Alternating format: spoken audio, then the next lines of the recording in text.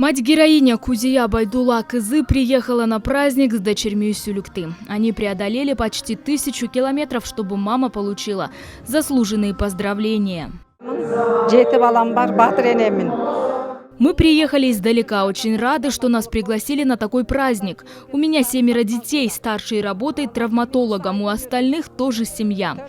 Они сделали карьеру. Важно ценить труд матери и уважать родителей. Всем женщинам желаю, чтобы их дети были здоровыми, чтобы был мир в семье.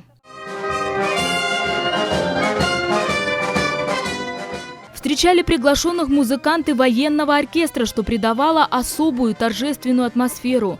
Каждый из приглашенных на праздник прежде всего мама. Это высокое звание она носит с гордостью и достоинством.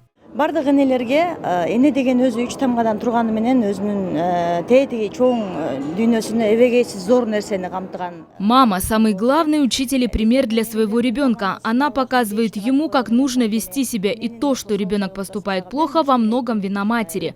Поэтому нужно воспитывать прежде всего себя. Я всем мамам желаю быть здоровыми, чтобы дети радовали их своими успехами. Как отмечают организаторы торжества, все присутствующие не только занимаются семьей, они к тому же активно участвуют в жизни общества.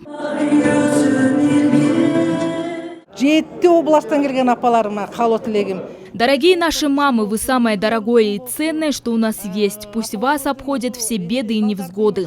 Живите много лет в добром здравии. Ваша мудрость и ваш опыт необходим каждому из нас. А ваше тепло и любовь согревают не только детей, но и внуков. Поздравили присутствующих представителей творческих коллективов, которые выступили перед собравшимися. Кроме того, женщины получили памятные подарки. Елена Ткаченко, Азамат Джапаков, Ала-То 24.